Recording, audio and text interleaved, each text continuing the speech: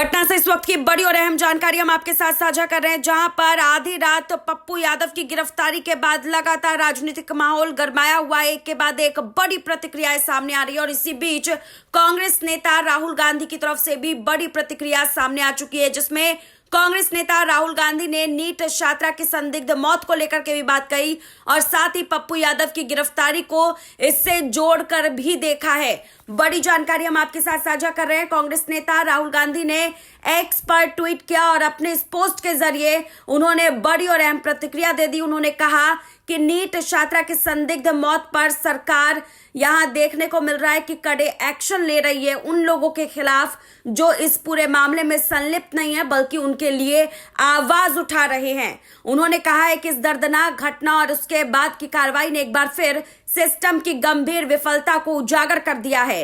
राहुल गांधी ने ट्वीट कर लिखा है कि पीड़ित परिवार ने न्याय और निष्पक्ष जांच की मांग की, लेकिन सरकार ने पुराने बीजेपी एनडीए मॉडल के तहत सिर्फ ढुलमुल जवाब पेश किए हैं। उन्होंने राज्य सरकार पर आरोप लगाया कि मामले को दबाने की कोशिश की जा रही है और दोषियों को बचाने की राजनीति की जा रही है।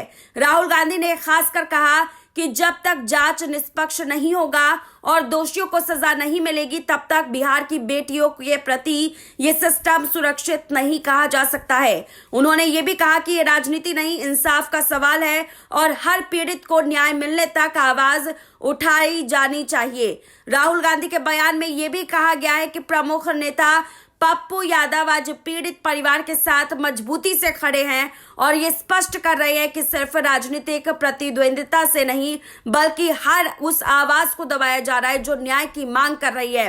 राहुल ने सरकार से 2 बार आग्रह किया है कि केस को खुलकर सामने लाओ, परिजनों को न्याय दो और अपराधियों को कठोर सजा दिलाओ। उनके शब्दों में कहा गया है कि ये सिर्फ एक केस नहीं, बिहार की बेटियों की आजादी और सुरक्षा का सवाल है।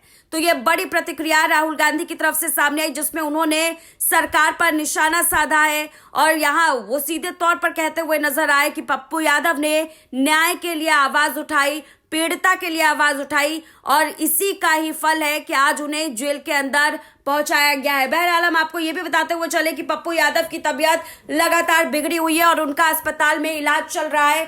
फिलहाल इस पूरे मामले को लेकर के पप्पू यादव की गिरफ्तारी के बाद पक्ष और विपक्ष दोनों तरफ से अहम प्रतिक्रियाएं सामने आ चुकी है और लगातार एक दूसरे पर निशाना भी साधा जा रहा है। बड़ी और अहम जानकारी पटना से हम आपके साथ साझा कर रहे हैं।